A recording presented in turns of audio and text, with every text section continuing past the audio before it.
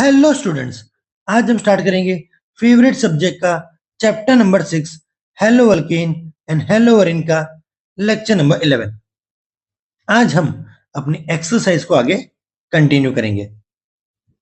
Exercise का question number 4, which one of the following has the highest dipole moment, यानी इन सब में से सबसे ज्यादा डाइपोल मोमेंट किसमें है? CH2Cl2, CHCl3 या CCl4। चलिए, ये जो हमारे पास फॉर्मूले है इनके पहले स्ट्रक्चर बनाते हैं, जिससे हमें इनके जो डाइपोल मोमेंट है उसका कुछ आइडिया है। पहला एक कार्बन है, इसमें 2 हाइड्रोजन है और 2 Cl है। उसी तरह यहां पर एक कार्बन है, उसके पास एक H है और 3 Cl है। उसी तरह यहां पर एक कार्बन है, यहां पर 1, 2, 3 और 4 Cl है।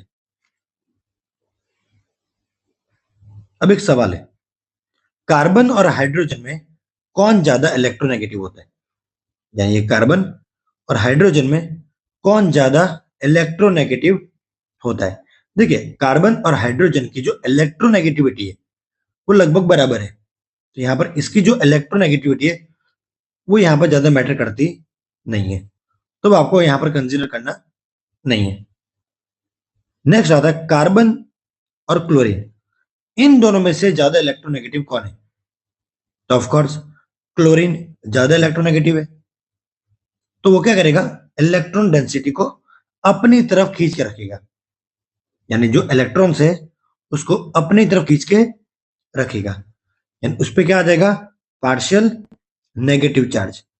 और कार्बन पे क्या आ जाएगा? पार्शियल पॉजिटिव चार्ज, जिसकी वजह से यहां पर एक डाइपोल मोमेंट बनेगा। क्या बनेगा? Dipole moment. और उसकी जो डायरेक्शन है वो होता है पॉजिटिव से नेगेटिव। उसी तरह यहां पर पॉजिटिव से नेगेटिव, यानी 2 क्लोरीन की वजह से यहां पर डाइपोल मोमेंट क्रिएट हो रहा है, जिसका जो रिजल्टेंट डाइपोल मोमेंट है वो कुछ इस डायरेक्शन में रहेगा दोनों की वजह से। वहीं अगर दूसरा मॉलिक्यूल देखें तो उसमें भी जो डाइपोल मोमेंट है एक इस तरफ रहेगा, पॉजिटिव से नेगेटिव, पॉजिटिव से नेगेटिव, पॉजिटिव से नेगेटिव। अब यहां पर ये जो बॉन्ड है और ये जो बॉन्ड है, उन दोनों से बनने वाला जो डाइपोल मोमेंट है वो तो कैंसिल आउट हो जाएगा, क्योंकि दोनों का डाइपोल मोमेंट तो बन रहा है, लेकिन उन दोनों के जो डाइपोल मोमेंट है उन दोनों का डायरेक्शन क्या है? ऑपोजिट है। तो बचा सिर्फ यहां पर ये कार्बन और ये Cl, और इसकी वजह से एक डाइपोल मोमेंट यहां पर बनेगा, थोड़ा सा एक Cl की वजह से यहां पर डाइपोल मोमेंट बनेगा।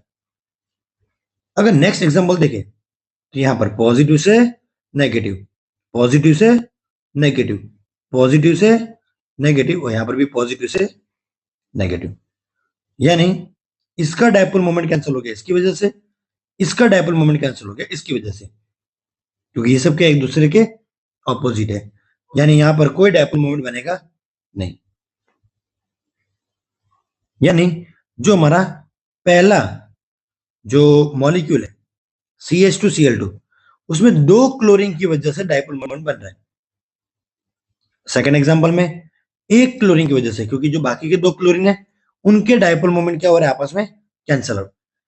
और जो तीसरा क्वेश्चन है, तीसरा मॉलिक्यूल है, उसमें वैसे तो 4 क्लोरीन है, लेकिन वो एक दूसरे के डाइपोल मोमेंट को कैंसिल आउट कर रहे हैं, और देयरफॉर जो CH2Cl2 है उसका डाइपोल मोमेंट सबसे ज्यादा होगा, और यहां हमारा आंसर कंप्लीट। नेक्स्ट एक्सरसाइज का question number 5, a hydrocarbon C5H10 does not react with chlorine in dark but gives a single monochloro compound C5H9Cl in bright sunlight.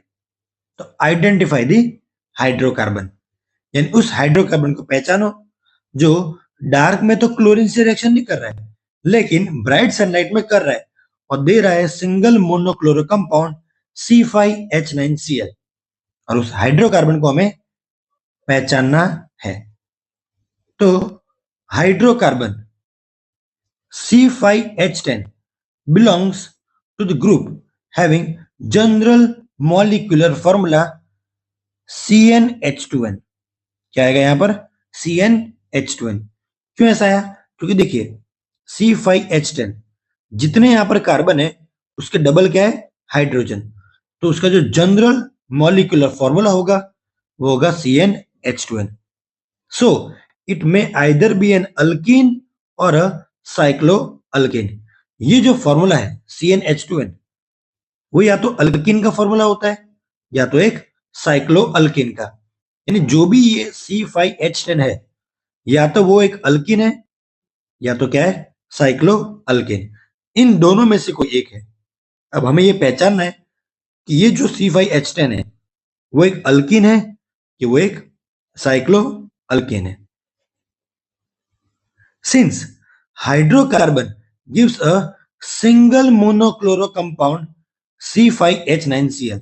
अभी सिंगल मोनोक्लोरो कंपाउंड का क्या मतलब है?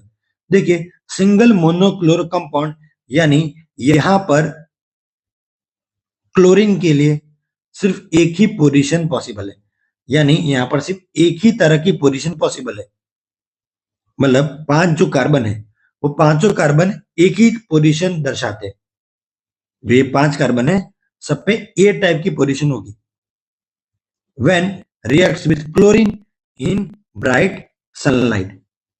The hydrocarbon must have only one type of hydrogen atom। एक ही तरह का carbon होगा मतलब क्या हुआ कि एक ही तरह के हाइड्रोजन होंगे, वहीं से हाइड्रोजन निकलेगा और एक Cl जुड़ेगा। यहाँ पर सिंगल मोनोक्लोराइड का मतलब है कि यहाँ पर सिर्फ एक ही तरह की पोजीशन पॉसिबल है। As cycloalkane have only one type of hydrogen atom, the hydrocarbon must be a cycloalkane. जैसे यहाँ पर हुआ था कि अल्किन और साइक्लोअल्केन इन दोनों में से कोई एक है। अब यहाँ तो ये सिंगल मोनोक्लोरो कंपाउंड दे रहे हैं और वो कौन देते हैं? वो लोग जिनके पास सिर्फ एक ही तरह का हाइड्रोजन हो, और वो किसके पास होता है? साइक्लोअल्केन के पास। यानी ये जो भी C5H10 है, जो भी ये C5H10 है वो कोई अल्किन नहीं है बल्कि एक साइक्लोअल्केन है, दैट इज साइक्लोपेंटेन। साइक्लोपेंटेन कैसे ऊपर चला? क्योंकि यहाँ पर 5 कार्बन है और 5 कार्बन से कौन सा साइक्लोअल्केन बनता है? तो वो बनता है साइक्लोपेंटेन, जिसका स्ट्रक्चर होता है कुछ ऐसा। ये क्या है? ये है साइक्लोपेंटेन। अगर ध्यान दे तो यहां पर ये CH2 है, यहां पर भी ये CH2 है, यहां पर भी CH2 होता है, यहां पर भी CH2 और यहां पर भी CH2। यानी यहां पर सारे एक ही तरह के कार्बन है, यानी एक ही तरह के हाइड्रोजन। हो सकता है कि यहां से H निकल के यहां Cl लग जाए, ये भी पॉसिबल है कि यहां से H निकल के यहां Cl लग जाए, फिर ये भी पॉसिबल है कि यहां से Cl लेके यहां Cl लग जाए।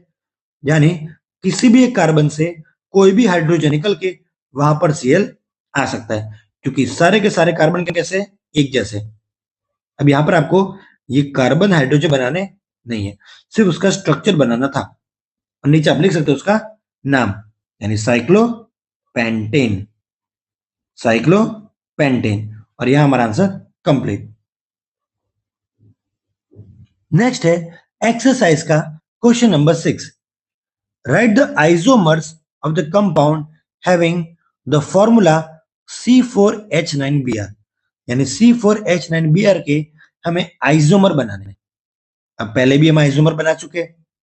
उसकी ट्रिक क्या है कि पहले चारों कार्बन लाइन से और पहले पे Br, फिर 4 कार्बन लाइन से दूसरे पे Br, फिर 4 कार्बन लाइन से और तीसरे पे Br। लेकिन जब अब लगा तो तीसरे पे Br, ये तो 1 और 2 फिर से क्या हो गया? दूसरे पे Br हो गया। यानी अब 4 कार्बन लाइन से नहीं आएंगे, तो जो कार्बन बच गया है उसको आपको ब्रांच में लगा देना है और फिर से स्टार्ट करना है पहले से, कि पहले पे Br, फिर जो ऊपर स्ट्रक्चर बनाया है वो सेम टू सेम स्ट्रक्चर कहां बनाओ, नीचे। वो सेम टू सेम स्ट्रक्चर कहां बनाओ, नीचे। और पहले की जगह अब कार्बन, सॉरी, जो बी आर है वो कहां पर आएगा, वो आएगा दूसरे पे। अब बढ़ते हैं हाइड्रोजन, तो यहां पर ये CH3, CH2, CH2 और ये CH2, ये CH3, CH3, CH2 और यहां पर CH, ये CH3, यहां पर भी CH3, ब्रांच वाला CH और ये CH2, यहां पर ये भी CH3, ये भी CH3 और यहां पर भी 3, और यहां पर सिंगल बॉन्ड आएगा। वैसे तो ये लोग आइसोमर में IUPAC नाम लिखने को देते नहीं है, लेकिन आप अपनी सेफ्टी के लिए इन सब के साथ इनके IUPAC नेम भी लिखो। यानी इस पहले वाले स्ट्रक्चर का नाम होगा 1 ब्रोमो ब्यूटेन, क्योंकि पहले पे ब्रोमीन है। फिर आएगा 2 ब्रोमो ब्यूटेन, 2 ब्रोमो ब्यूटेन क्यों, क्योंकि सेकंड पे Br है। फिर यहां पर आएगा 1 ब्रोमो, क्या आएगा, 1 ब्रोमो, लेकिन 2 पे मिथाइल है, तो 1 ब्रोमो 2 मिथाइल और 3 कार्बन यानी प्रोपेन। फिर दूसरे पे ब्रोमो आ रहा है, क्या आ रहा है, दूसरे पे ब्रोमो, और दूसरे पे ही मिथाइल आ रहा है, तो 2 ब्रोमो 2 मिथाइल और 3 कार्बन यानी प्रोपेन। और यहां हमारा आंसर कंप्लीट।